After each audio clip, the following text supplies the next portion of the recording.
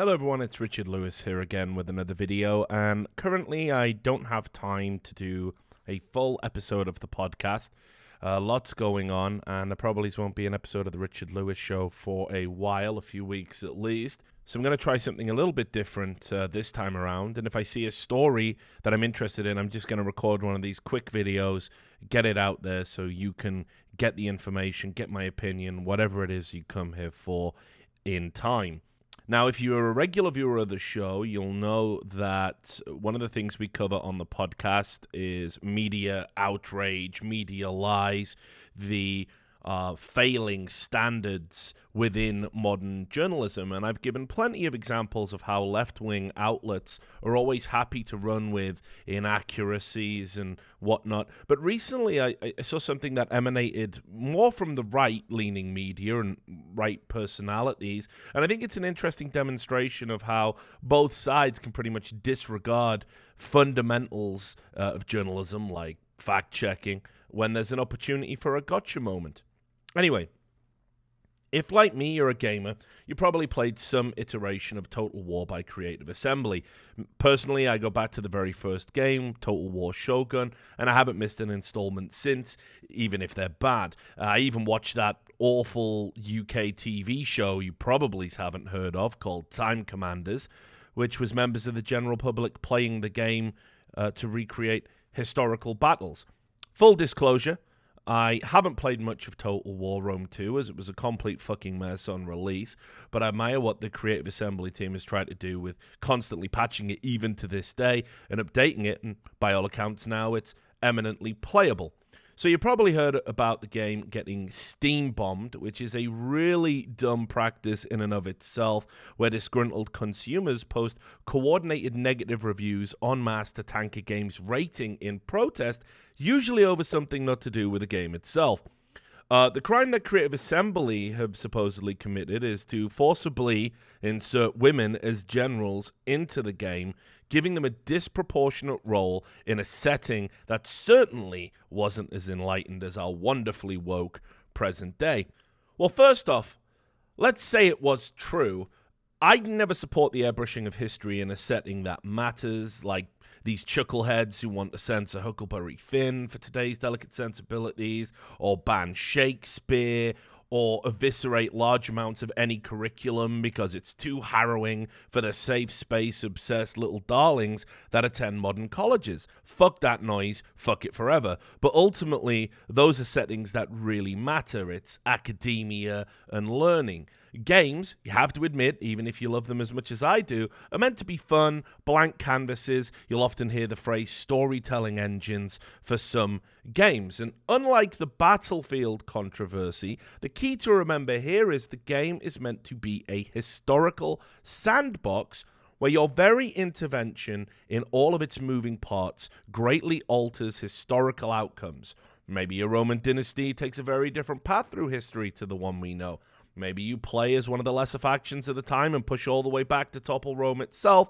And along the way, who is to say that maybe a woman or two rises to the rank of general? It's not as if history is without precedents for this. There's actually a lot more examples than you probably think. The rip-roaring read that is the Old Testament talks of Deborah in the book of Judges, a female general who led successfully an army against King Jabin of Hazor.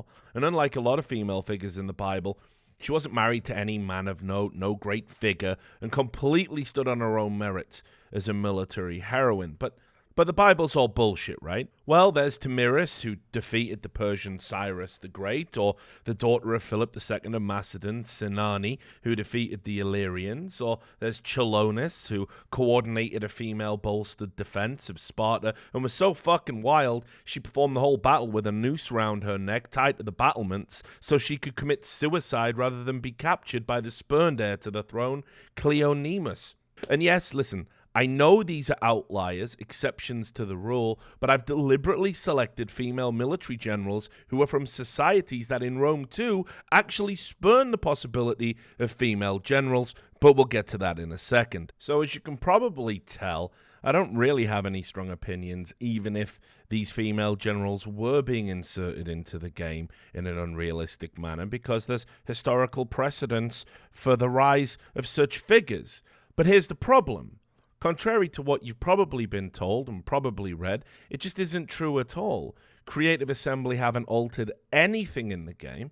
What happened was that on the basis of one screenshot and caption somehow gaining traction on Steam forums and social media, a completely manufactured outrage that has no basis in fact or reality has occurred. You can see the screenshot here, and given that the screenshot dates back to August, who really knows why it suddenly started to gain traction? But gain traction it did, and suddenly we were off to the fucking races. Now, let's be clear, there have been attacks on historical accuracy in games when it is warped through the prism of modern identity politics. The creator of Kingdom Come Deliverance was framed as a white nationalist by many publications for simply representing the demographics that were true to the region in the game at the time within which the game is set. It was both simultaneously silly and malicious, and it prompted me to do a whole focus piece about it as an episode of the podcast. However, a stupid knee-jerk reaction by the left is just as dumb as a stupid knee-jerk reaction by the right, and that's exactly what we got here.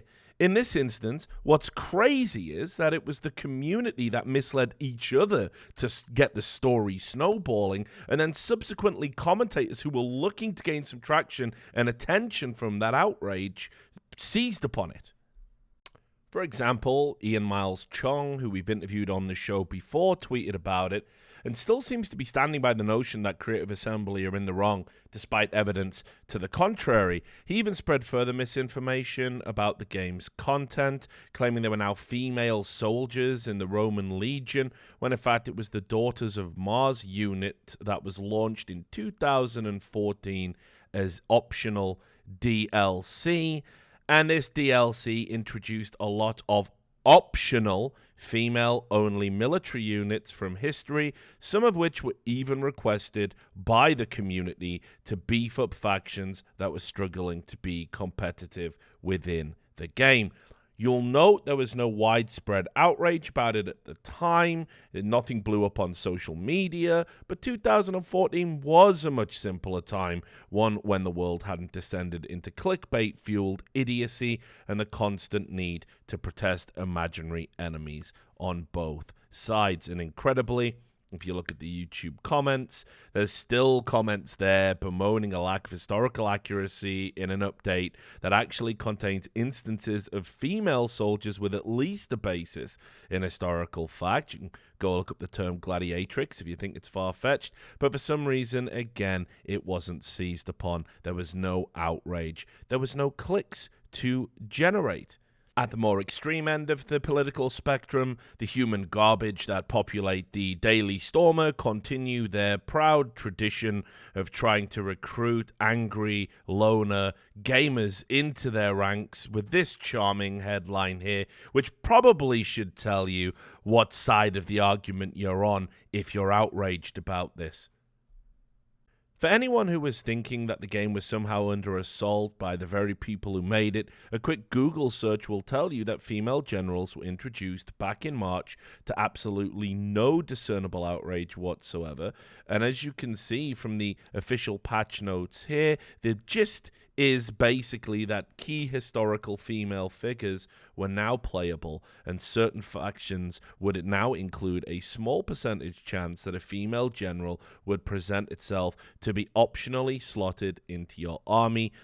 And the Kush faction, who have a long history of female generals and battle queens, have the highest instance within the game. The Total War team confirmed they've done absolutely nothing to change the rates at which female generals are likely, and indeed, there are still factions that simply cannot have female generals at all, including the ones that I mentioned earlier that have historical instances of female generals having occurred in real life. The Total War Team statement said, in regards to the current debate about Rome 2, there have been no changes to recruitable female general spawn rates, but with the addition of the family tree feature and the new gameplay options it brings, playable factions may gain more female family members via marriage. If a player has their male family members seek a wife and get married, more females enter the family. This means more female characters may appear as recruitable generals, but again, only in those factions where female characters may be recruited as generals. Female characters appear throughout the game, but have between a 10 and 15% chance of appearing as recruitable generals for some of the playable factions. The exceptions are the Greek states, Rome, Carthage, and some Eastern factions, which have a 0% chance, and Kush, which has a 50% chance. This is to broadly represent the cultural differences in those factions during the time the game is set. These percentage chances are moddable by players. We've not seen a verifiable bug where this is shown to be different or not working as intended. We have no plans to patch this out or remove this feature from the game, and honestly, why the fuck would they? While the outrage was blowing up, some of the players on Steam forums and Reddit tried to crunch the numbers, and they seem to set the spawn rate of women as important characters as apparently lower than Creative Assembly's estimations, in some cases as low as 6% for Greek and Roman cultures. And of course, if you know anything about the game, what Creative Assembly is saying is absolutely accurate. Most Greek women characters have the family duty trait, which means they can't be generals or even rival party leaders. Even if this wasn't the case, with a cursory understanding of maths, you can understand how even low percentage factions could find themselves having an entire line of female generals across hundreds of thousands of players with an unfathomable amount of total playthroughs. That's just how probability works, and given that it would always be an outlier, it seems incredible to me that this blew up at all, rather than being simply laughed at as an interesting thing that happened in one person's playthrough. But the first casualty of the great ongoing culture war was common sense. I can't say I'm surprised by anything anymore. Honestly, this is an example of where gamers haven't helped themselves yet again. I'm someone who has spoken for over a decade about the misrepresentation of gamer culture in the mainstream media and continue to do so to this day. But when I see something like this happen, it's just disheartening because there's no real explanation for the overreaction, and it enables the same publications who have told so many lies down the years to get an uncontested slam dunk and say, look, we were right all along. That's right, they wasted no time at all in writing about this, and everyone who engaged in this childish and pathetic behavior will absolutely have to hold a big fat L, probably the one located at the end of the word incel. You've got to stop giving ammunition to people who will not hesitate to shoot at you, and if you see something like this blowing up again in future, just ask yourself the all-important question. Am I actually informed about what is happening here? Have I seen the proof of it myself? Or am I simply along for the ride with the rest of the mob? Anyway, those are my thoughts on the whole Total War Rome 2 fiasco. Thanks for watching the video, and I'll see you next time.